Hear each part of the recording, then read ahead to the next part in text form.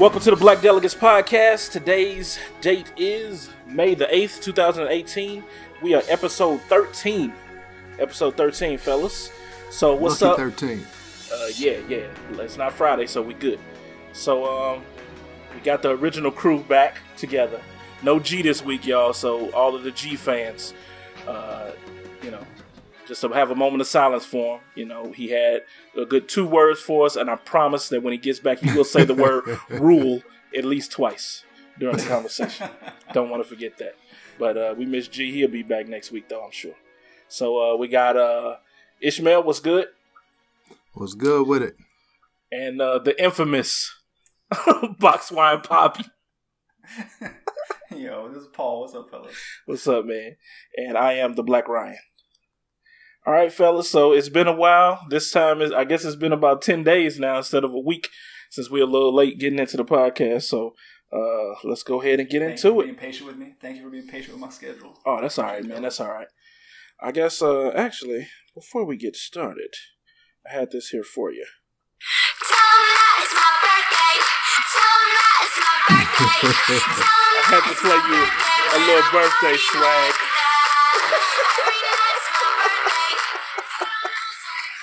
Yeah, little birthday swag for you, man. Happy birthday yesterday. Thank you, Happy belated. How old are you now, man? HBD. I'm getting up there, man. So, How old are you? Yeah. 39, man. Are you for real? Getting up there. Man, we used to always joke we thought you was like for real, like five years older than us. I wish. We would always be like, man, Paul, you old as a mug. Like, you're supposed to be a junior. But yeah, I didn't realize it was only a year. Right now, I'd be close to retirement if I was like that. But no, I'm sadly no. So I'm getting there, man. But yeah, man, had a happy birthday. I guess I'll just lead into my go ahead. Yeah. So man, had the birthday yesterday.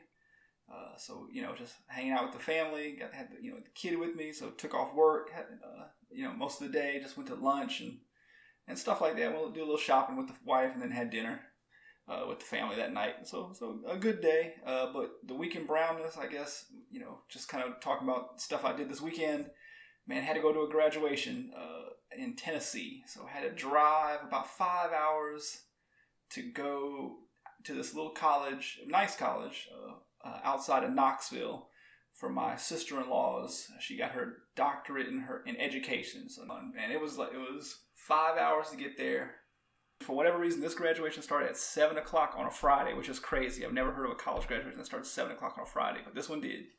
So the kid didn't sleep at all. To keep it short, that in a nutshell, going to graduations is never fun. As we'll talk about in a little bit, I like graduations that are very, very short and never have them at 7 o'clock at night on a Friday ever. But yeah, that was my weekend brown. It's just traveling. Oh, and that's the other thing. So the college, man, it was literally in the middle of nowhere. It was in the middle of nowhere, like 30, 40 minutes outside Knoxville. We're driving, and we had to get off the highway and go down this road. And it was like kind of like, a main, like, I don't know what you call it, like a state highway. It was like a 4-lane road. Oh, man, it was so rural back in there. And so my wife and I, we were just kind of like, oh, man. Like, anytime you say rule, you got to shout out G. Anytime I say rule? Yes. The word rule. Rule. Yes. Rule. Okay. The rule juror. Okay. All right, man, you throw me off. Okay. So man, we drove out there, but so this is weekend brownness. So driving out to this graduation from Knoxville to there. We're driving, and man, it's just very, very, very rural out there. Right? Shouts to G.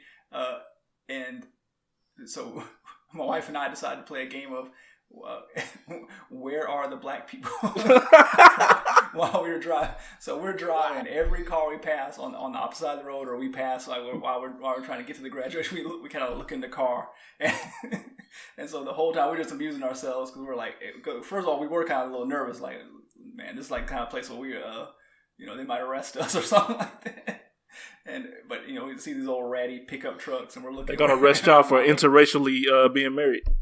Oh man, and actually, see, I'm not setting this whole story, but yeah, this is kind of funny. So we were in the hotel in Knoxville, just kind of chilling out for a little bit, waiting for the wife to get dressed. And man, that I don't know if you guys got HBO, but they've been showing this movie called Loving. Have you heard about this movie, Loving? Have you heard of this movie? It's like the first I think so. I've heard of it. Yeah, so it came out here recently. It's basically a kind of like based on a true story of the first like interracial couple, not first interracial couple, but the interracial couple in Virginia back in like the 50s, who basically they got kicked out of the state essentially because they had an interracial marriage, and then they sued the state and went all the way to the Supreme Court, and basically the Supreme Court struck down and said states can't ban interracial marriages. So it was a movie about it. But if you've seen that movie, and you guys haven't, but there's parts of the movie where the husband, the white guy, like he's driving kind of in rural areas, back to his wife, and they're kind of trying to keep it on the low. And there's parts where he's like, he thinks he's being followed. And so they have these scenes where he's trying to drive off real fast. And he thinks he's being chased and stuff like that. And it's kind of in these very rural scenes. And so some of it he may be getting followed, and some of it he's just being paranoid.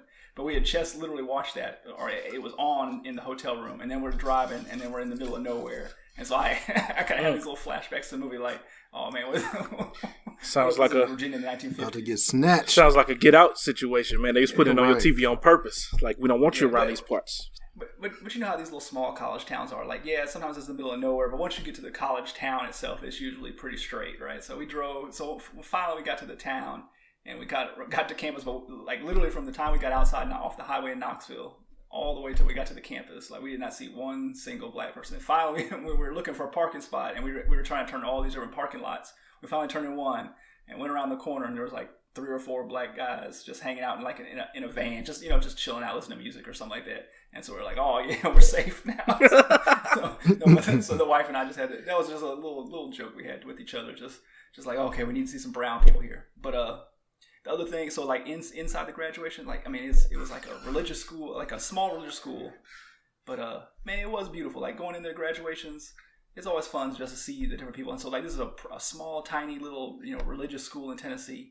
But there were literally people over there from Saudi Arabia, and with the full the full veil and stuff like that at the graduation. There were black people, brown people, white people, and it was just cool to see all those people together, coming together to celebrate their loved ones and things like that. So that was a nice thing to see, and just see like, hey, even in the middle of nowhere places there is some diversity. That's my week in brownness. I know it's pretty lame, but I'm gonna move on. So I guess we should go to Phenom next. Yeah, man, and my next week may resemble yours because I'm going to have to go to a graduation in Kentucky this coming weekend. But that's not for here nor there, at least not yet. So for my week in blackness, I will talk about, and it's a shame that G is not here today because G was a part of my week in blackness. So last Thursday, there was a comedy event that was here. It was Martin Lawrence, the Lit AF Tour. I'm sure y'all know what AF stands for, but it is actually AF in the title, so I'm not censoring it. But it was hosted by Martin Lawrence, had D-Ray Davis, Michael Blackson, Ricky Smiley, got Benji Brown. So I got tickets from the gig, always get, or at times, get little hookups on tickets and things like that. So the wife didn't want to go, said that was going to be too late for her on the Thursday night. So I hit up G, like, yo, got some tickets to this comedy show. You want to go? He like, cool. So we went ahead and mobbed down there. So notice he didn't ask me. But go ahead. Because you wouldn't have gone on a Thursday night, starting at 7:30, 8 o'clock. Cursing in the title. No. Come on now. Right. You can't watch ABC Family without some cussing. But that's okay. Go ahead. Mm-hmm. You wouldn't have. It's cool. You wouldn't have. Cool. Because the thing is like you and my wife are almost like y'all are similar. So if she ain't want to do something, you ain't gonna want to do something. Like y'all got the same personality. But anyway, I don't know what that means. But, okay, but I did notice myself. Yeah, I just didn't sounds weirder than it is. But anyway, so it's weird, definitely weird. Now we were talking about something recently. We were talking about something in current events, and she was like, "Well, what does Ryan think about it?" And I told her, she's like, "Yeah, see, me and Ryan, we always got the same opinion on stuff." And I was just like, "Yeah, basically." But anyway, back to the comedy show. Shut up now. So we're at the Lit AF tour or whatever. Everybody's going through. It's a good show. Everybody's funny. Everybody got their moments, here or there. And so DeRay Davis was the last comedian to come up. So when he comes on stage, we already been there, whatever, hour and a half. It actually was a pretty quick show, but about an hour and a half, hour 45 minutes, he came on. So we're like, all right, cool. Then all of a sudden, this young African-American lady comes up the stairs, slides down. We're like in the middle of the row, so she got to, everybody got to stand up and let her through or whatever. So she sits down right next to me. And I was a little disappointed because I'm like, I had that little empty seat. And, whenever you're in a auditorium type of place, when you got an empty seat next to you where you can stretch out a little bit, it's always a great feeling. Especially when you talk, yeah. Right. So she came and took that seat. I'm like, whatever. So as soon as she sat down, she was just loud and drunk and obnoxious. And so she's like, I'm sorry. I gotta get right back up. My auntie wants some drinks. I guess her auntie was sitting next to her. So as soon as she sat down, she got back, got a couple drinks. She had 2 drinks when she came back. I never saw her auntie take a sip out of neither one. She took both of them mugs to the head.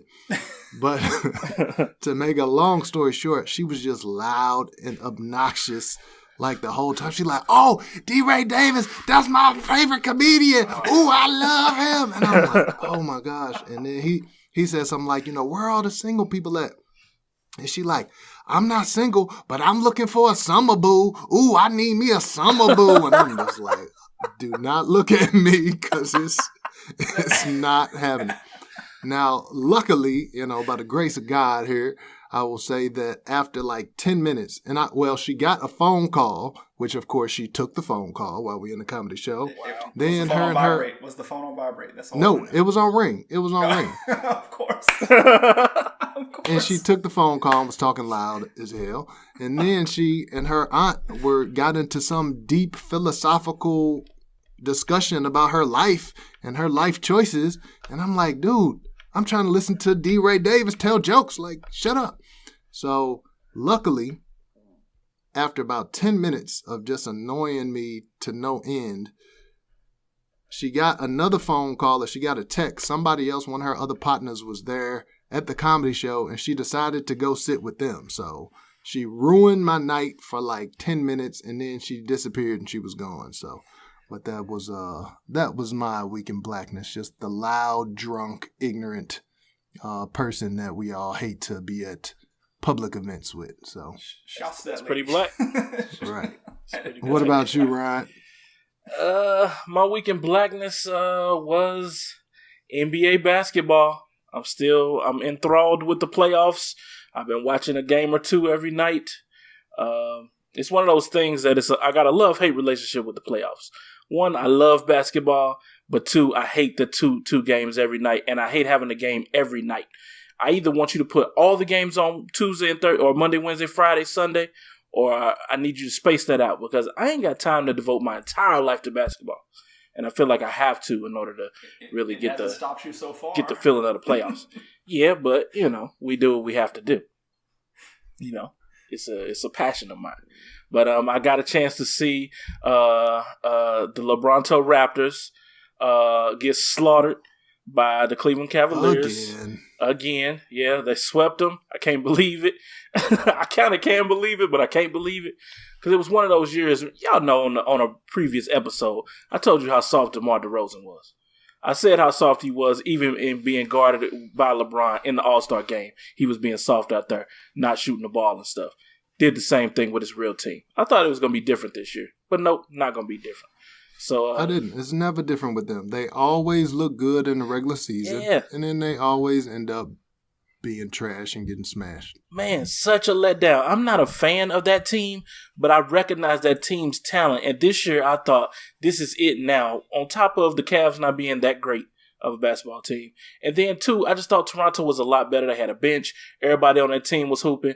Who knew C.J. Miles was the only dude on that team with heart?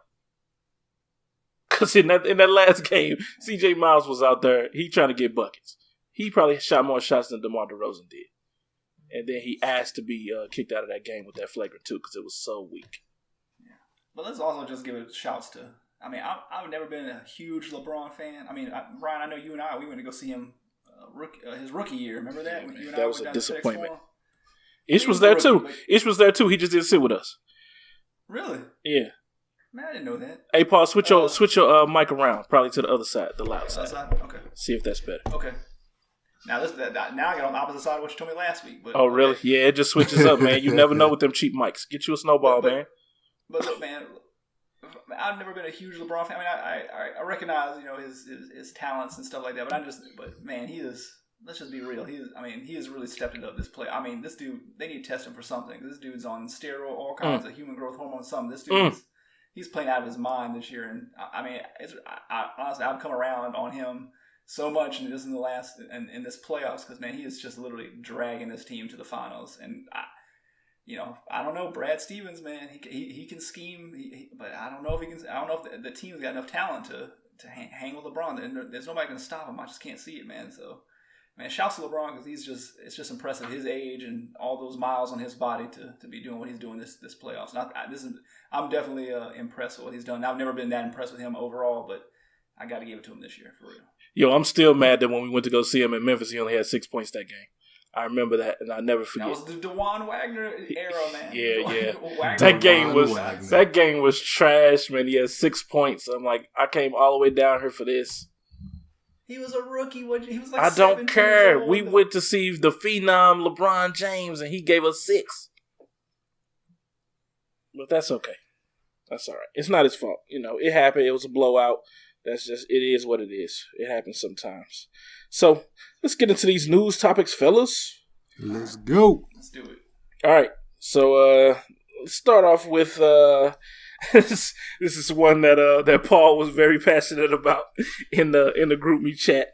So the University of Florida recently had a graduation, and apparently the students were trying to celebrate a little too much, and the president didn't like it, and he later had to apologize. But explain to us what happened there, Paul. Yeah, so this happened over the weekend. University of Florida, they had a graduation. I don't think it was like their full graduation. I guess they break it up by like colleges. So I think this was specifically the undergraduates for the College of Nursing and Liberal Arts and Sciences. From the story I read, it said about 900 graduates were attending this particular graduation. I'm sure University of Florida has several others for other schools. So around 900 kids graduating. So as most of these graduations go, they're like 2-3 hours long. Everybody's out there waiting around, waiting for their loved one or loved ones to go across. But usually just there to see one person cross that stage. More than like, let's be real. So sometime during the commencement, around 30 different kids. And again, 30 different kids decided to, as they were crossing the stage, to do a bit of a dance. Some was kind of small, just kind of, a little two-step kind of thing, and some were kind of really getting into it. But I guess as this was progressing, there was one like marshal, kind of a guy that's supposed to maybe hand you the diploma or something like that, but he was basically ushering them off the stage. And he wasn't ushering. That definitely was not. That's not the word to use. No, I'm getting to that. I guess he was standing there, doing in some kind of capacity. Anyway, he had like the garb on, whatever you call it, the frock, and then he some kids he was just kind of like pushing along, and some kids like as they started doing their dance, he was definitely like grabbing them, shoving them. Off the frame, because they had it like on the jumbotron. You could see the kids as they were dancing, and you could see them kind of being manhandled. And so that's in a nutshell, that's what happened. So basically, 30 kids come out there, and they were all like from most. I think not all of them were black. I think there were a couple of Hispanic kids, or maybe even white kids that were doing that. But they were mostly all, from the article I read, they were all members of various fraternities and sororities. And so I guess this dance was called a stroll, and they were doing that to show pride in their organizations, which that's all well and good, but so that's what went down. And then after that, subsequent to that, obviously it caused a stir in social media. The school came out and harshly apologized for the actions. They put the marshal that was kind of manhandling these guys on paid administrative leave. There's been calls for him to get fired and stuff like that. So in a nutshell, that's a story, guys. But I know you guys have read the stories or heard a little bit about it. So, what did you guys think about it? Well, first thing that I want to bring up, and it's very interesting because you just said, I guess they call it a stroll. Like, you're not familiar with what strolling is. Like, how did you go to Memphis, or how did you go to the school where you went? And you seem like this is a foreign thing to you, this whole strolling idea. I've never heard of the stroll. I've heard like the step, and I mean I've seen it, but I've never. I guess I just missed that part. So I never heard this. I never heard the stroll, but I definitely have never seen it used in a commencement ceremony. So maybe I missed that part. I have no clue. Ryan, I don't Paul know is about this definitely a stroll spy. I'm Oh old. my gosh! I'm old. Oh my gosh! So I'm old.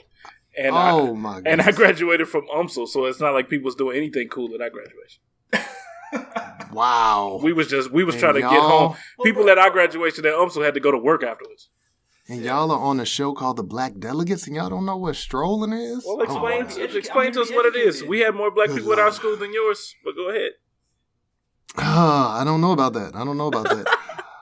I mean, strolling in itself, and I was not a Greek. I was not in the fraternity, so I'm not going to attempt to go into the history or the depths of strolling, but that is just something that the black Greek folks do. The fraternities, the sororities, any party that you go to, you see them strolling around, doing their fraternity stroll. They step as well, but they also like to stroll. And so for me, and I've been to way too many graduations, whether it's high school or college or whatever, but almost every graduation I've gone to where there are black people like to dance across the stage. It's not all of them, but some of them, they want to dance. And my thing is, if I went to this school for 4 years and paid you whatever, $30,000, $50,000, $100,000, I'm going to be able to dance across the stage. You're not going to pull me across that stage. If I want to dance, damn it, let me dance. I don't have any problem with it. This is something, again, that Greeks especially do, but it's not only Greeks. A lot of people, it's a joyous occasion. So if somebody wants to dance across the stage after they spent 4 years, sometimes 5, 6, 8 years to get that degree, let them have that moment. There's no reason whatsoever for you to take away that moment. And I know you guys are talking about, graduations are too long and you need to get it over. It's going to be long anyway. I've never been to a graduation ceremony that was really enjoyable. So it's going to be long. It's going to be boring. At least let me be entertained by people strolling, dancing, stepping, or doing cartwheels across the stage. I've been thinking about this all week. And I think I'm going to have to, unfortunately, side with Boxwine and Poppy. Yes, finally, look, man, I got one. Look. When you go to a graduation, I understand that you are happy, you're elated, you know what I'm saying? Throw up the fist, man, do a fist pump, turn a cartwheel for all I care, maybe a backflip. As long as you keep the line moving, do what you wish. But when you got to stop and do a bunch of stuff, man, get out of here with that. There's a procession going on behind you. There's a procession going on in front of you. Keep moving. Because we don't want to be there no longer than we have to. We drove all the way from out of town just to see you. And more than likely, the person in front of you has a really long name. Y'all know when you got them really bad names? Man, the ones that the announcer can't even pronounce. It's too much. You already, we got to sit there through all your... And every college doesn't break it up like that with schools or whatever. I know for a fact mine didn't, and it was entirely too long. And they tell you, don't leave until everybody's graduated. But that never happens. People leaving out of there, man, is messing it all up. I'm not a fan of graduations anyway. Get them done. Get off the stage. It's cool. You could dance. Put it on YouTube later. We don't care. Man, you got to stunt for the gram. To follow all this up, to follow alt-right Poppy is back, and I say get all the way the F out of here with that. Listen to me, man. Look, I'm all liberal, Black Lives Matter, all that good stuff, man. But when it comes to graduations, this is all about getting people off that stage and keep it moving because people are trying to get out of there. I went to a graduation this weekend. We drove 5 hours to get there. It should have taken 4. It took 5. We sat there at the hotel. We got a kid.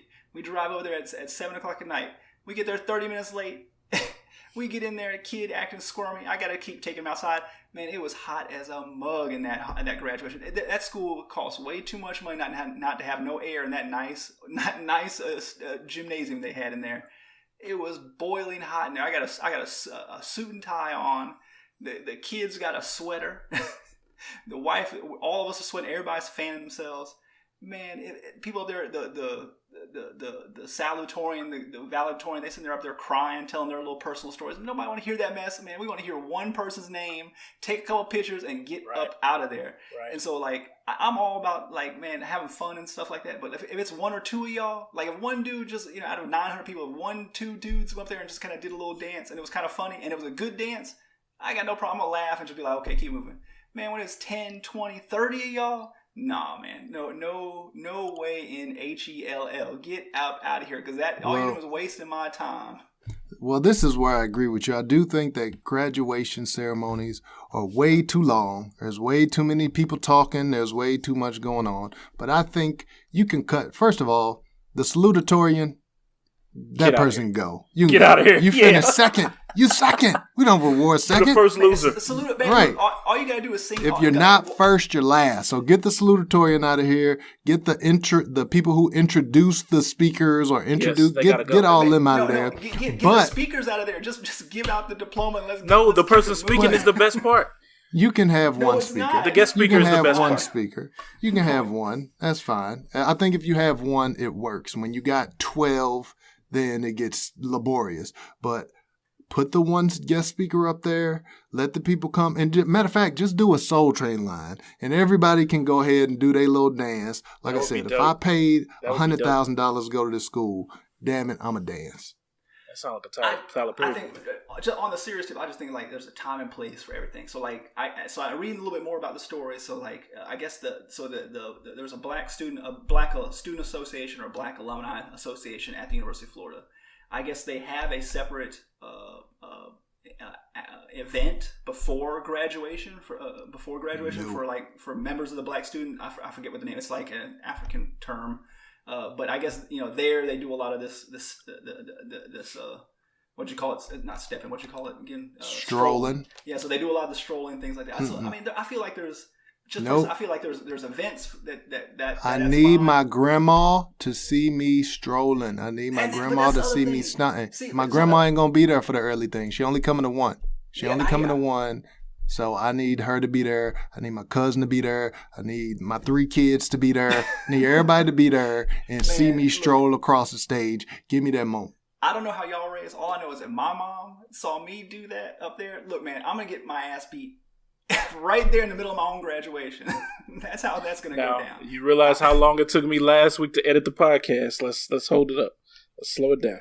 Okay, let me edit it out. Okay, look, I don't know about y'all, but my mom, if I had done that at my graduation, she would have beat my butt right there in the middle of my own graduation. I mean, hit me with the purse, mace me, all that good stuff right there. I mean, so I don't know. My family, I can't see them really like being down with me doing that. I mean, I get the pride and I get all that stuff.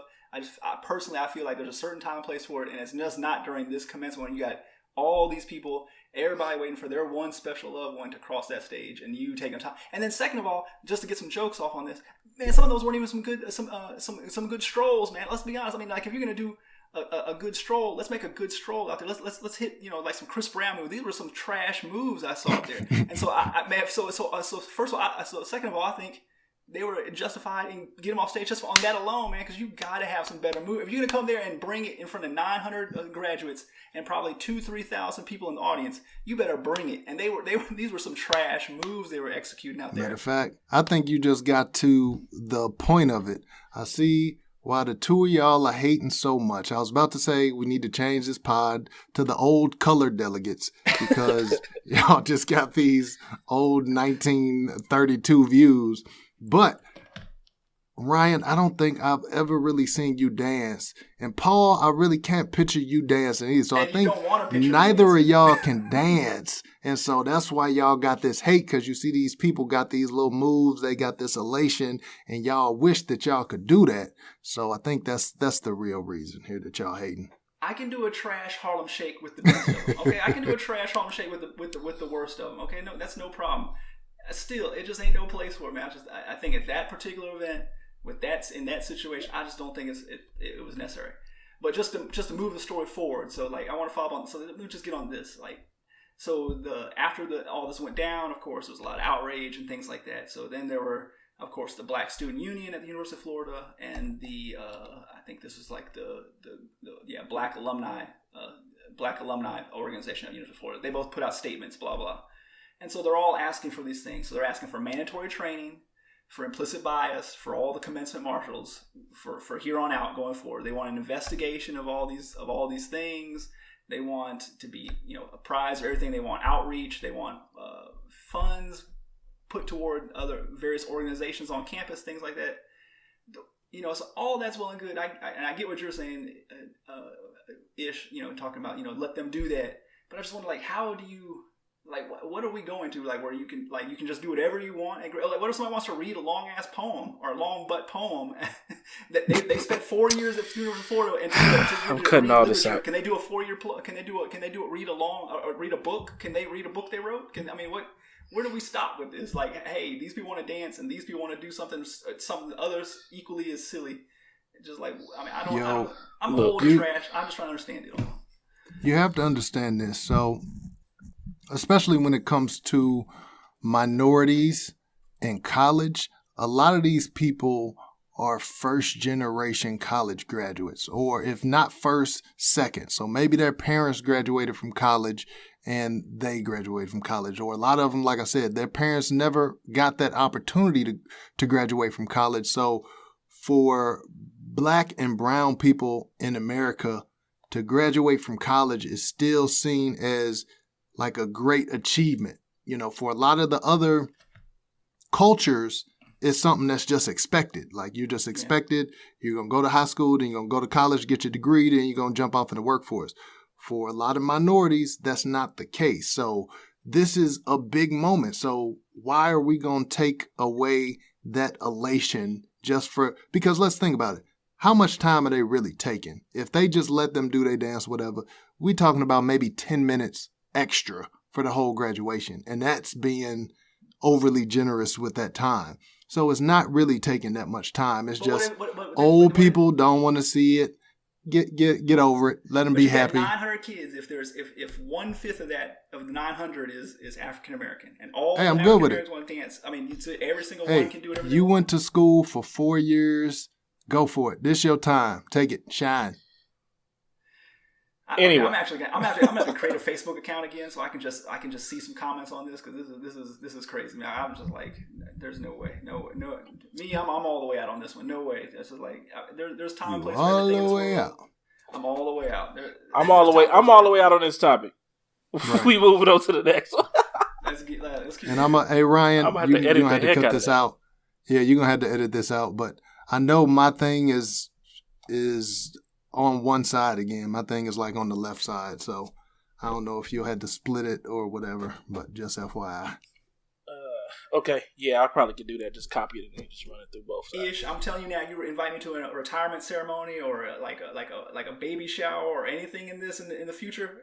I'm coming in there and I'm taking up 45 minutes of everybody's time doing something stupid. I'm just gonna let you know that now. So let's go. It's gonna invite me, and when everybody's booing me and throwing tomatoes at me, I'm just say, hey, Ish approved this. He said it was okay, and so that's. You don't know my family, bro. I'm used to it. So ultimately, it's just a lot of talented people that are graduating that want to show off their talents. Kind of like our next story. He's so talented, Donald Glover. Everybody loves Donald Glover. I'm sorry, but I'm gonna come out. I'm gonna come out right now. I gotta be super honest.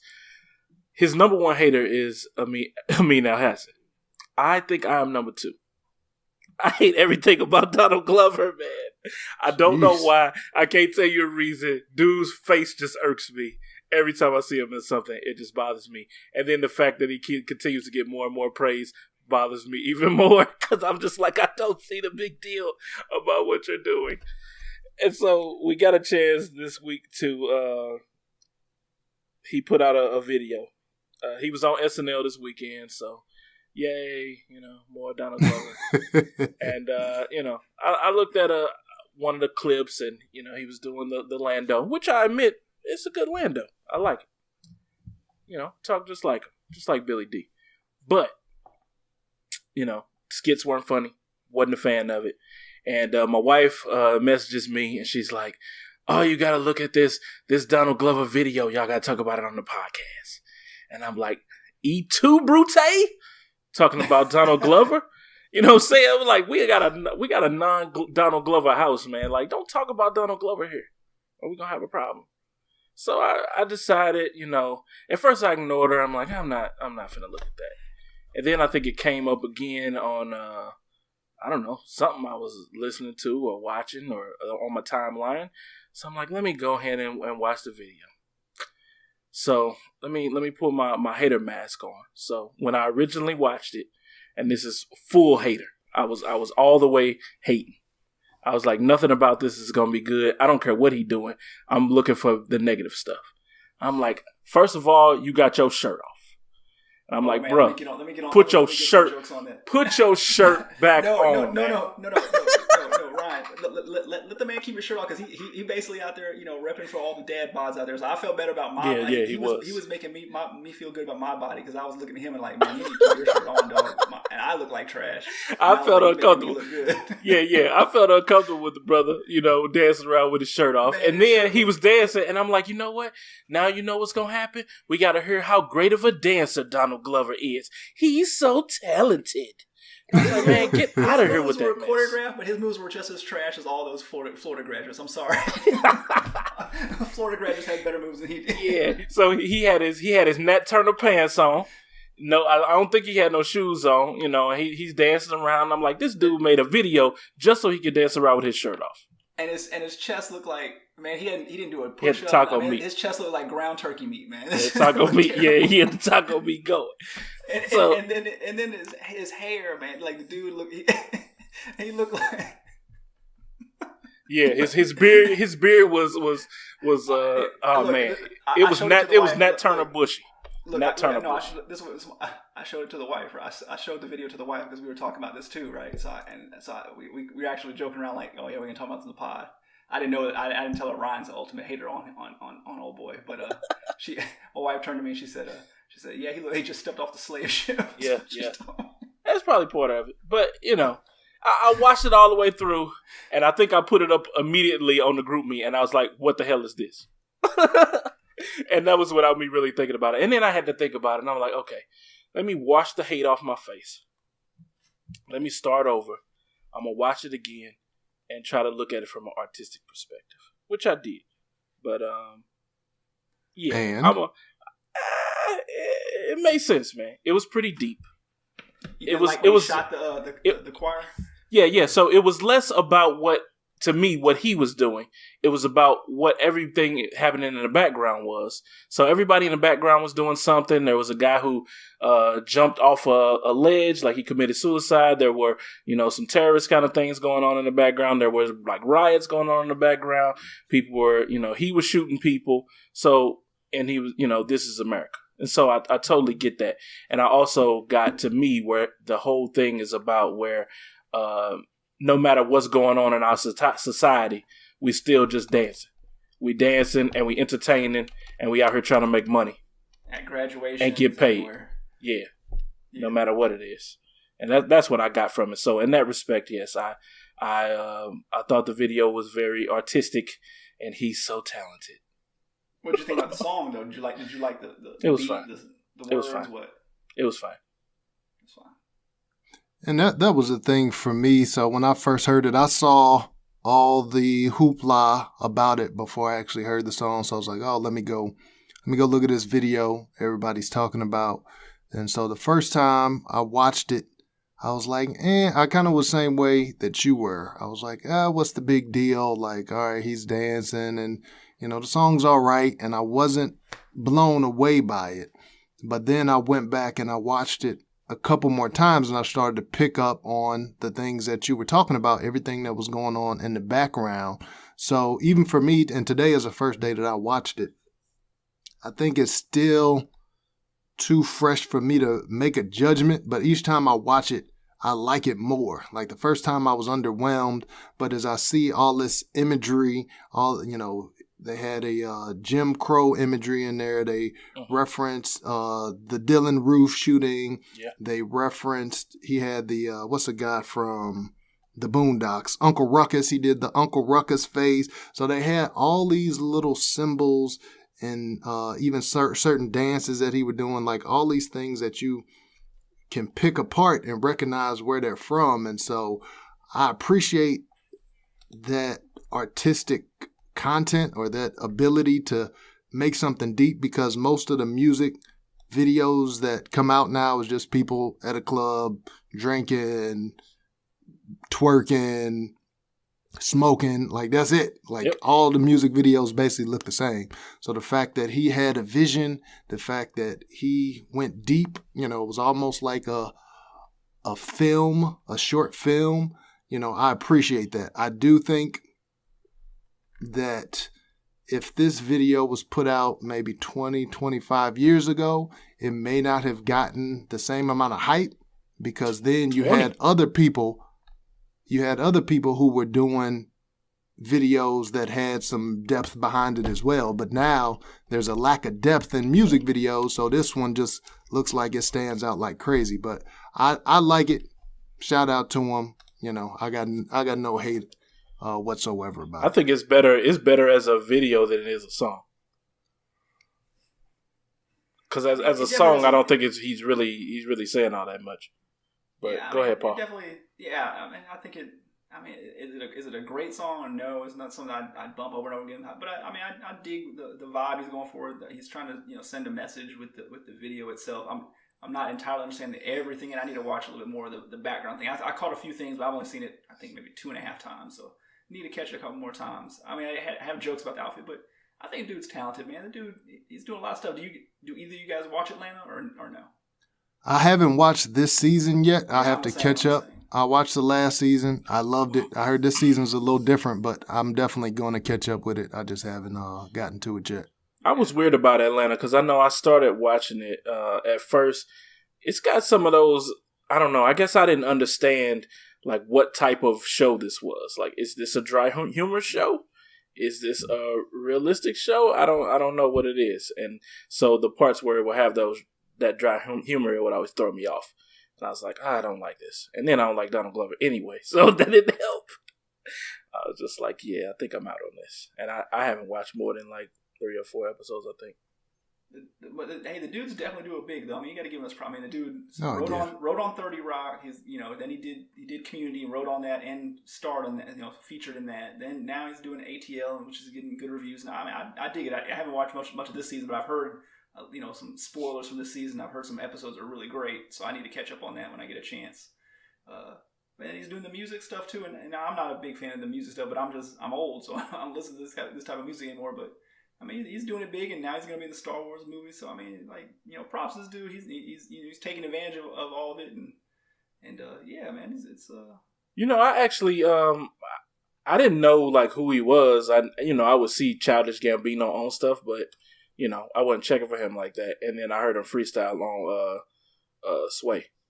So I was like, oh man, this dude could spit. And so then I was like, oh, let me check out his albums. And, I pulled him up, and that's when he had that singing album. And so that was my first disappointment with Donald Glover. Yeah, that was an odd one because I wasn't prepared for that either. People kept telling me it was dope. And I was like, I'd heard his previous album. So I was like, oh, let me get this. And then there was like soul music. I was like, what? Like, what is this? I couldn't process it. But so I was with you there. And after I finally gave up the idea that it was supposed to be a rap album, then I could enjoy it a little bit more. But that was a little just out of nowhere. Yeah. But to move on to the next topic, but just with Donald Glover, if you listen out there, Donald, please just shave your shoulders and get a comb and put your shirt back on, please. No, man. No. Thank you. Thank you for doing it for all the hairy-chested folks out there, man. We appreciate it. We appreciate it. It did kind of look like Ish a little bit. Got a rep, baby. Ish, I'm telling you, Ish, you better not have. Don't invite me to no retirement. Hey, whatever. I'm coming with my shirt off. I'm not shaving nothing. I'm coming with a gut out, shirt off. I'm gonna look like Tracy Morgan. I'm gonna look like the light brown Tracy Morgan walking up in there, and I'm gonna take up all your time with something that nobody wants to see. Hey, he inspired me. The next podcast is going to be a video podcast, and I'm going shirtless, baby. Dancing around the stage. All right. I love it. That's what's up. All right. And you will be fired. And speaking of being fired, let's talk about Britt. Her name Britt McHenry from ESPN. Whose story is this? Y'all didn't put your names on there. Well, this was a story that Paul put on there, but I'm going to go ahead and direct the discussion unless Paul has something specific. Appropriated my story, so go ahead. I have appropriated it. Yeah, I was a little under the weather, so I did not pick out my own story, so I just jacked Paul. So Britt McHenry is an ESPN or a former ESPN reporter, and she is in the news because she went on Twitter, and I will say I believe now she is like a Fox News correspondent. So she went on to the Twitter and said that she was demoted, or basically fired, because she's white and she made too much money. Now, you all may recall that last year, in 2017, that ESPN laid off a bunch of people. I don't even remember how many, but it was like massive layoffs at ESPN, and a lot of people that we might have watched on a daily basis or a weekly basis ended up getting caught up under there. But for Britt McHenry, and that is about the whitest name that you can find, she feels like that she was fired because she was white.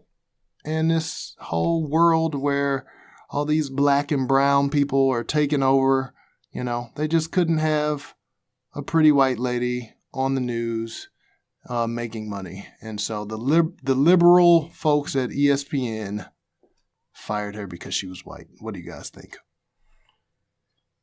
Go ahead, Paul. Well, I mean, man, I'm get all the way out of here. You get all the way out of here with Kanye and dancing at graduations. No, get out of here, Britt. I mean, this is America. There will never be a part where and man, she's beautiful. I'm gonna give her all the credit. She's beautiful. We're a beautiful blonde lady that cannot have a job. She'll do just fine. I think the problem she had, kind of giving a little bit more about her story, her backstory is she's been on ESPN for some years, but she had a very famous incident a few years ago where she was caught on camera. I guess she had gotten maybe a little bit tipsy.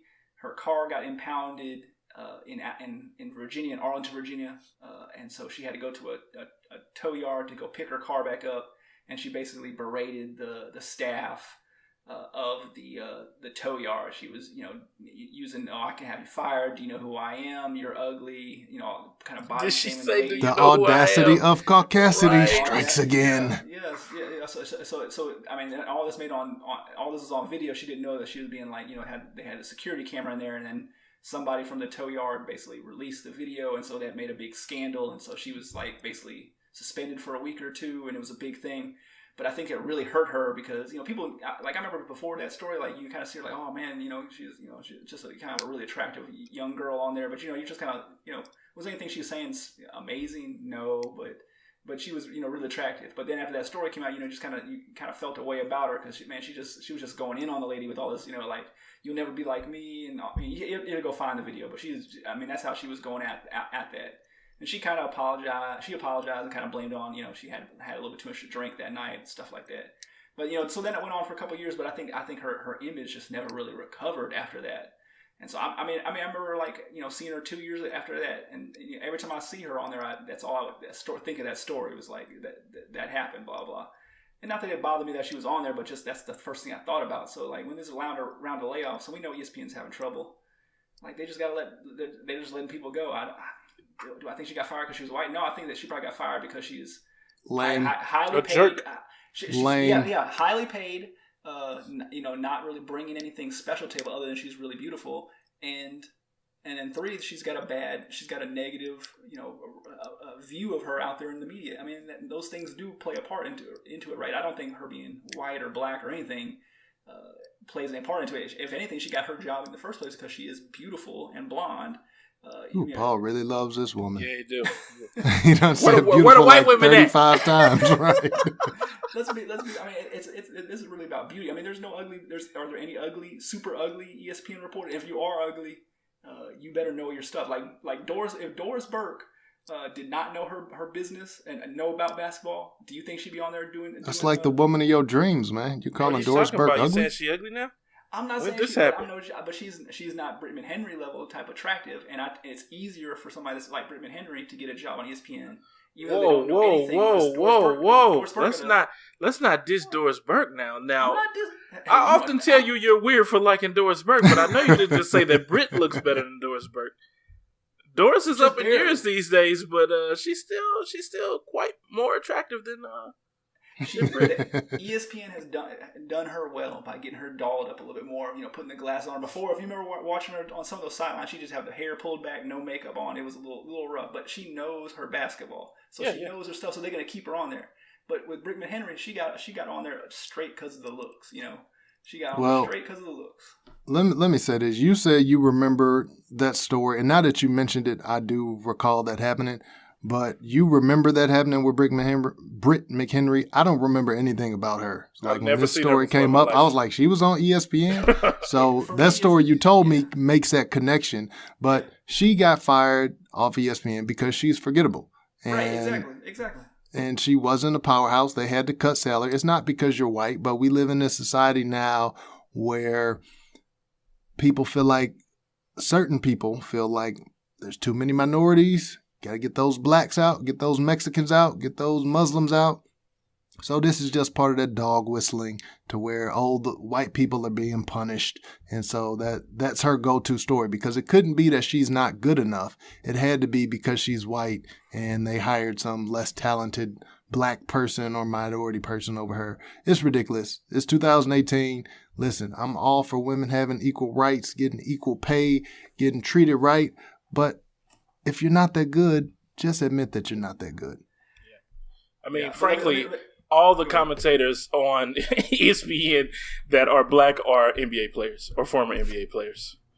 It's not that many just hanging around. You got Kerry Champion. You got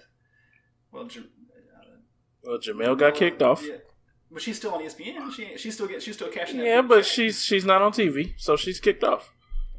Name some more. Go ahead. You would name it. Jamel is still on. She's still on there. She's not on SportsCenter anymore, but she's still on there. And I think they were probably just letting it kind of. The block is a little hot on that stuff right now, so I think they're letting them cool off. I think they're gonna bring it back because they're signed long term. So, but hey, put me on TV or not, I'm still getting paid like I'm on TV. So yeah. Hey, what? I just need people. I need people to in their life, and it's something that irks me. I want you to, unless it is blatantly obvious that something racist is happening, I need you to look at yourself. And I need you to think about it and say, hey, was I a jerk in that situation? Yeah. Did I handle that situation correctly? If somebody had talked to me the way I talk to people all the time, how would I have felt? If you just do that and you really, really do some self-examination, a lot of times you figure out that it had nothing to do with your color. Yeah. It was because you were a jerk. Don't be a jerk to people. Nobody likes a jerk. I think there's a little bit more to this story because, like I said, so Britt McHenry, like Ish was saying, she got laid off earlier this year, blah, blah, or last year. But she's still under contract to ESPN, or she has been until, I think, very recently maybe. So she was still under contract. So it was kind of like Ethan Strauss. She was still getting paid by ESPN, so she couldn't do any other sports-related stuff. So she couldn't go out there and go work for Fox. She couldn't do anything. She was still collecting her check from ESPN. And so she was kind of like locked out of doing anything sports-related. So like, to keep her name out there over this last year, she's kind of been on Twitter making these kind of alt-right statements. I think, and maybe she believes some of the stuff. Maybe it's just to keep her name in the media is what I personally think she's doing. Maybe she's angling for maybe she's trying to transition to be on Fox. She wants to be the next Tommy Lauren, exactly. Yeah, or I agree. whatever. I agree. So I think, personally, do I think maybe if she believes Yes, she it, does. she's wrong. She does. If she says wrong, it, she believes it. You're not about to be letting white folks off the hook. She is a bigot and a racist. Come on, all right, Poppy. Let her burn. Poppy. Let it go. Let me finish. No, do I think she believes it, or is she like, like Kanye, or using this to try to, for some ulterior motive to kind of like generate publicity or controversy, or like, I don't know. But it could, with her, just given her what she's been doing on Twitter for the last year and these statements she's been making about not just this but other things, I could see it either way. If she believes it, I think that's terrible. And if she's doing it just to create controversy, I think that's terrible too. Either way, I'm not excusing her behavior. I'm just saying either way. I'm just saying there could be another angle she's trying to pursue with this. And either one of them is pretty much reprehensible. I agree with that. It's just that you already said before she's a jerk. She went off on the dude at the car lot. She's just a jerk. We'll just leave it at that. So cut it. Let's say what's good for the goose is good for the gander. So if we're going to talk about Britt McHenry, we also have to talk about Mr. Wale. So Wale was in the news for something similar recently, and we can keep this brief. But Wale said that he feels that being dark-skinned has held him back in hip-hop. What do you guys think? I'm going to let you have this one, Ryan. All right. I am a big Wale fan. I feel like he is one of the last few lyrical rappers left. But I will admit that nobody's checking for Wale. That's always been the case. Nobody has ever been checking for him. No matter how many times I go to the barbershop and I say, hey, man, check out this Wale. This dude can spit. Nobody cares. Even the people who actually like lyrical rappers, like Ishmael, for whatever reason, I couldn't get them to get on Wale. Nope. I actually had this conversation with my barber and some other people in the shop at one time. And I was like, and dude was straight up dissing Wale. And this was during the Flower Bomb song or whatever, Lotus Flower, whatever it's called. And they are going back and forth about how whack Wale is. And I'm like, have y'all even listened to the dude's album? Because I was like, literally the last one that came out, was pretty good. And I started naming the albums at the time. So I guess it was probably whichever one it is. It's the, once you stop buying CDs, it's hard to remember the titles to these albums. But the intro music is actually from that CD. And I was telling them like, hey man, that was a really dope album, and you should check it out. And he was all like, nah man, I heard it was trash. It was this and that, and I ain't like it. And I'm like, but did you listen to it though? I'm like, oh no, he too deep for me. Like that's what I heard a lot. People saying that he was too deep. I don't know how a rapper becomes too deep for people, but that's something I heard quite frequently. So I don't know what it is. People don't want to listen to music no more. They don't want to actually know what they're talking about. The album is called The Gifted. But that album was dope. That's the last one I really liked. I actually just listened to his EP. It was also pretty cool. Just before we started the show. But I don't know. What you think, Ish? Wale is not too deep for me. He's just too boring. Like, he just does not hold my interest. He's one of those guys where lyrically he is very talented. I would never call him a whack rapper because lyrically he's talented, but I just don't think he puts together songs very well. I don't know whether it's the beat selection, whether it's just the way he rocks the beat. I don't know what it is, but he's just one of those people that there's certain songs I like and I can appreciate, but I can't listen to a whole Wale album. And like you said, you tried to push him on me before, and I went and I gave him like a for real chance. I listened to a couple of different albums, and it was like once I turned them off, I never had a desire to go and turn it back on. It was like a homework. I'm doing this because I have to. And so I think he's just like, that's his thing. He's just boring to a lot of people. Or he just doesn't hit that right groove. But to say that it's because you're dark, and again, we had a situation like this. I think this is more prevalent with women in music, whether it's hip hop or whatever, where you get some of this colorism. And I'm not going to say it can't happen with men, but I think with women, there's this ideal in the industry to have a light-skinned, busty, big booty woman, yada, yada. And if you don't adhere to those physical beauty standards, it's harder for you to make it. Now, there's some women that are dark that have made it, but it's a lot harder. With men, I don't think so. When you think of who is really like the top MC in the game right now, you got like two names. One, some people going to say Drake, which he is a light-skinned brother. But the other is K-Dot, Kendrick Lamar. Kendrick Lamar is dark. When you talk about greatest of all time, people talk about Biggie. When people talk about Big Crit, you could talk about A$AP Rocky. You could talk about Pusha T. You got all these artists. Rick. Look at Akon, not rap, but Akon. Right, Akon. Nobody blacker than Akon. Big Boy from Outkast. I mean, you got a lot of people with a lot of melanin that are heralded. You know, we used to listen to 8 Ball and MJG back in the day. Like, they was hot. So there's not, when you look at men, especially in hip hop, it's not like the only dudes that's making money or the only dudes that are making hits are light-skinned dudes. Like, again, just like with Britt McHenry, Wale, you just got to look at yourself. Sometimes it's just you.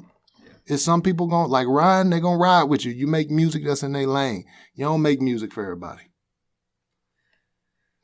Yeah, I don't think, I think also, and it goes into what I said about Britt, I think I hear that he's a jerk. So that could probably play into it. He's kind of got a rep online of being kind of corny. I don't know how that kind of got started, but, you know, he's kind of got his internet persona out there, and, you know, he's kind of been labeled as corny, and that's been for years and years and years. I mean, I definitely think the dude can spit. So, you know, he's got talent. You know, should he be more successful than he is? Maybe. I mean, let's be honest though. He's not unknown. He's not having to go get another job. He's still putting out stuff. So I mean, he's living the life he probably always wished. Maybe is it as big as he wants it to be? Maybe not. But not everybody gets to have that. I mean, I literally recall just a couple years ago. First of all, he's getting name checked by Jerry Seinfeld in movies. They even had a block on TBS of Seinfeld reruns, and they were all picked by Wale, and it had like a little man. That's because him and Seinfeld is cool. Seinfeld's putting him on. He had one album called The Album About Nothing, and it had Seinfeld stuff. Seinfeld was on it, talking about Wale. And Seinfeld don't even do TV shows anymore. Like Seinfeld, he just collects the Seinfeld royalties, and he's just chilling, just buying cars and selling vintage Porsches. That's all he does. That dude doesn't do anything else, and he's gonna go on a Wale album. So I mean, like, is he as successful as like Drake is? If that's what he wants to consider like being successful, okay, I guess you're not there yet.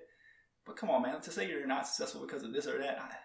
But hey, if the dude drops a hot song, I mean, it's gonna come. He'll come around. The dude has definite talent. Just whatever. So he tripping. You got the Migos out there. You got Gucci Mane out there. You got Boosie out there. Man, get out of here. Gambino with his hairy shoulders out there making money. Come on, man. You got hairy shoulders out here making money with a shirt off, thinking he's sexy. Man, get out of here, man. With your but I don't know. Wale is just the dude with dreads. Like, I don't know. Women don't be checking for the rap dudes with dreads. But also, like, so you guys don't go to DC. Like, so I go to DC for work a lot. Like in DC, like Wale is like he is like I don't know. He's like Nelly to St. Louis. He is just that dude. He is the dude. The dude. Ain't he from Canada? I thought he was from Canada. Who are you talking about? But he reps the DMV. He reps Washington DC. So who are we talking about? Drake? Wale. No, Wale. Oh no. Yeah, he always say DC. Yeah, he's DC. DC is the DMV. So you said Canada. You threw me off, Ish. I thought he was from Canada. I might have made that up. He always completely. say DC. Yeah, he's from DC. Yeah, I probably made that up. So he's from DC. DC is a big area, a big city. I mean, he's like, people maybe sleep on him nationally, but in DC, he is still considered, like he is their local favorite. And so if you're strong in one market, and he's gonna do all right there for the rest of his life, just being being on top or being in that scene in DC, which is a huge city. Plenty of people that listen to hip hop there. So I mean, dude, he's stressing too much. He's straight. He's gonna be straight. Yeah, I might have to go back and listen to his album now. I always thought he was from Canada. That might have been the reason that I didn't like him. Oh, so it wasn't. It was nationalism. Okay, right, nationalism. Hate those Canadians. No, I love Canada. Actually, I think he literally says DMV like in every verse I've heard him say. But and that shows you how much I listen to him. That shows you how close attention I pay to Wale. Hey, if we was doing the podcast last year, it says Wale responds to criticism for showering his daughter with $1 bills on her birthday. That definitely would have been a topic. Right. Like, what you doing, bro? All right. Raise him Lil up right. Wayne. I forgot about Lil Wayne, too. Come About on, Wayne. man. Get out of here, Wale. Wayne is dark. He definitely dark. I don't know, man. I think, he just can't. He can't put together a album for a particular group. Like, either you're gonna be a spitter, then you kind of was messing with Ross for a minute, and then you was trying to do gutter songs, which that didn't really work out for him either. And then he kind of went back to being, the kind of the poet kind of dude again. And yeah, he just never really found his lane, man. It's like going back to Britt McHenry. Late. Yeah, my bad. Didn't mean to interrupt. But going back to Britt McHenry, it's the same thing. Like, there's nothing about you that really stands out. Like, yeah, you got some lyrical skills, but you don't have an identity. Like, to be around, whether you're talking about sportscasting, because now that's entertainment, right? News is entertainment. Sports is entertainment. Hip-hop is entertainment. So to stick around in entertainment, you have to have something that people relate to. Like, you have to have a thing that people identify with you. And like if you don't have that... chest, like Britt McHenry's chest. I'm with you on this wave, right? Go ahead, Ish. I'm with you. Go ahead. Like Paul. Paul is just the freaky alt-right dude. Like, when you think of Paul, that's what you think about. So that's all I got to say about that. I don't know if you guys got anything else to add. Plug shouts for ESPN. Just if we want to tip, hire Taylor Rooks. That's all I'll say. Just hire Taylor Rooks. I think even Ish will be happy. Even Ish will watch ESPN again if Taylor Rooks is on there. Make ESPN great again. Hey, look at that. There we go. We can agree on something. That's great. Man, my wife had asked me. She was like, "Is this what all the newscasters are wearing these days?" Talking about Taylor Rooks. And I would have said, "I hope so." I was like, "Nah, but that's just how she wear it." I said, "But she's really interviewing people though, babe." She didn't believe me, but I'm like, she is actually doing an interview here. She just happened to be fine. And Ryan following on every social media platform, Twitter, Facebook. Hey, but real talk, that's like that body shaming thing. Like, when you have women who just have the goods, right, the goods, as Paul said, then those people get scrutinized more because they are wearing the same stuff that these other people are wearing, but it just fits on them differently. And you can't just be like, hey, we've seen this in school. I think we did a pod about it, or we talked about an article where, somebody was wearing something and they got in trouble for it, but that's what everybody else was wearing too. So, yeah. Can't hate on her. I said, hey, babe, she's just sitting in a chair, and she's fine right now. That means she can't stop that. I'm sorry. She ain't doing nothing but sitting in a chair talking to Dwayne Wade. And I literally don't know what she said. She literally could say the exact same words with the exact same thought process of Britt McHenry, but I like it a lot better, so I don't know. I don't know. Yeah. Anyway. All right, our two female or women listeners are about to tune us out. So yeah, we better cut let's get back. Let's get back on topic. Y'all should all be friends with Taylor Rooks. She seems like a nice young lady. She does seem very nice. All right. So do we want to do? Yeah, I guess we have to. Paul, this is your final story, man. Right. I'm not gonna let you pick any more stories after this one. I didn't have no other funny stories to close it out with. So this one says, moment of prayer for Yadier Molina's scrotums. So this is a very St. Louis-centric podcast, so that's why I put this in the notes, because I figured somebody, the two listeners in St. Louis would care about this. So Yadier Molina, he is a legendary catcher for the Cardinals. Arguably, he's definitely in the top 5 catchers of all time in baseball history. Really? Definitely the best. He's definitely top 5, in my opinion. He's definitely a Hall of Famer. Maybe not first ballot, but he's definitely a Hall of Famer. Puerto Rican descent. His 2 brothers also played in the majors. I think they're the only 3 brothers to play in the majors, and they all won World Series titles. But Yadier is the best. And yeah, so he was at. There was a game the other day. He got a foul. There was a guy hit a foul ball, and the foul ball went right into his groin. And basically, did some real internal damage on him. So, they had to get him off the field quickly and got him to surgery. And they had to, without getting too detailed, they had to, do some pretty emergency surgery. He's gonna be out for at least a month, it sounds like, but really, really close. So Ryan, since you're the religious man, can you just say a prayer for Mr. Mr. Molina's manhood, because this is one of the Brown delegation's finest athletes, definite Hall of Famer, and a great St. Louis resident. I don't know what you guys call yourself, St. Louians, St. Lunatics. I don't know what you call St. Louians. St. Louians. Yes, what is it? We the St. Louians. What's it called? Tell me what do you call it? St. Louisans. St. Louisans. That's what it's called. Yeah, yeah. You got to leave the S in there, man. You can't just take the S out. St. Louisianans. That's what I'm gonna call you. St. Louisiana. So he's a great St. Louisiana. Please, just give us a couple of kind words for the man. Man, I didn't know Yachty was considered to be a all time great.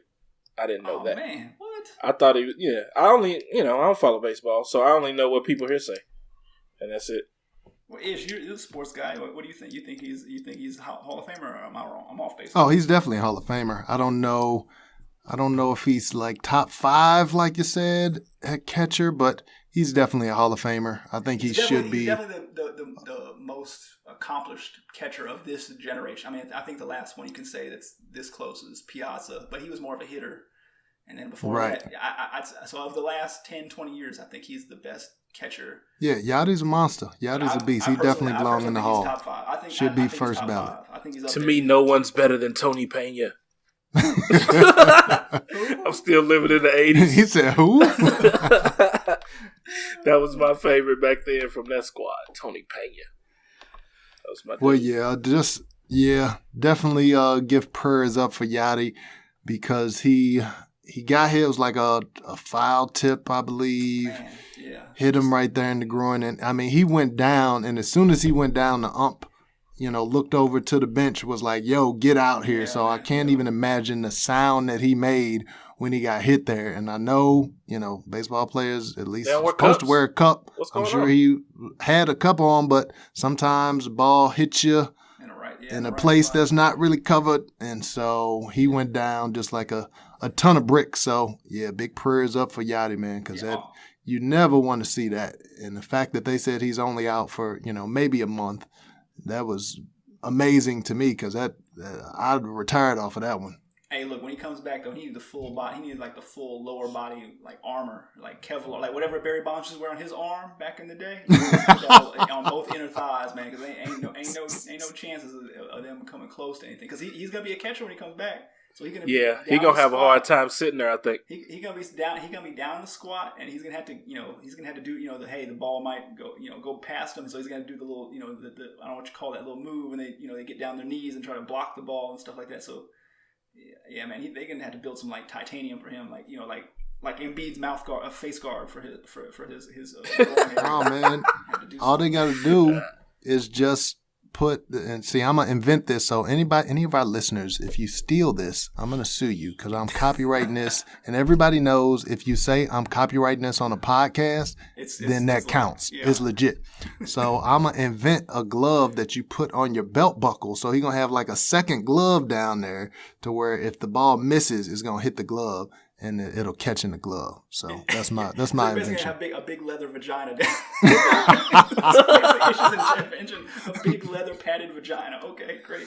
Again, nasty alt-right Paul strikes again. Hey, and this is clean Paul that y'all listening to. Right. Oh, man, this is filtered. This is G, Britta Paul. He's been filtered down. Hey, don't worry. Me and G, we're gonna do outlaw like a Black Delegates After Dark pod, and it's gonna be all X-rated. Hey, and it's gonna be awesome. All right, I think this is our worst episode yet. And by worst, you mean best. That's right. So, Ishmael, where can they find us? Yo, you can find the Black Delegates on Twitter. We are at Black Delegates. There's an underscore between Black and Delegates. If you want to follow Ryan, he is at the Black Ryan. If you want to follow me, I am at Ish Creates. That's ISH Creates. We are also on the Facebook. We are facebook.com/Black Delegates Pod. Ryan, if people want to listen to the podcast, where can they go? We're everywhere now. We got Apple Podcasts. We got Google Play. We got Podbean. We got Stitcher. We in all the places. What's up with all of them? All of them. You got no excuse. If your friends can't listen to a podcast, put a podcast downloader or whatever you call it on their phone. Downloader. An app? A podcast app? Yes, a podcast application. Put it on their phone for them. Put the Black Delegates on there. Help them download it. Matter of fact, just set it to automatically download every episode. And when they come back to you and say they don't have space on their phone, you know why. Go back and delete a couple episodes. But have them read it or listen to it. Or read it. It doesn't matter. Whatever they like to do. I like to listen on Pocket Casts. That's where I go. Got Pocket Casts too? All right. I don't know about Pocket Casts. There's so many places. So many places. All right. Let's see. I do have a shout out this week. Yes. What is the black or brown shout out? The black shout out this week is actually a friend. I don't think he actually listens to the podcast, but I'm going to shout him out anyway. If he does, he didn't tell me he does. So this is called History Before Us. History Before Us. You can find them at historybeforeus.com. This is a college friends of ours, Paul Frederick Murphy. He researching his own family background and looking into Black history and the oral history of Black folks. He has made a documentary talking about the experiences and histories of our forefathers and Black people in this country. He's toured slave quarters and things like that. He's talked to civil rights people, and it's a really interesting documentary that I'm looking forward to watching as soon as I get this DVD going. And I am going to I just want to shout them out. So if y'all could check that out, History Before Us. You can get him on Twitter at History Before Us. He does talks and other kind of things, and he'll come out and let us know about ourselves in a positive way, not the Kanye type of way. All right, we are done. I'm going to check this out. I got this up here now. I'm about to hit the bookmark button. Yep. So I'll check it out. Now, once again, we do know them, at least Ryan does, but we don't owe them. And so every week we try to just come out and give big ups to a Black or Brown podcast or Black or Brown business or somebody that's just doing positive things, doing things the right way. No money exchange, no secret backroom deals. Nope. Just he ain't even give me a free color. DVD. I gotta buy it. Gotta buy it. Hey, you gotta buy it from your friends, man. Yeah. Support Black businesses. Of course. Anything else, Paul? Any last words? Nope, I'm good, man. History Before Us, definitely check that out. I went to school with the dude too, so yeah, definitely check that out. All right. So with that being said, we will see you all next week. Deuces. Peace.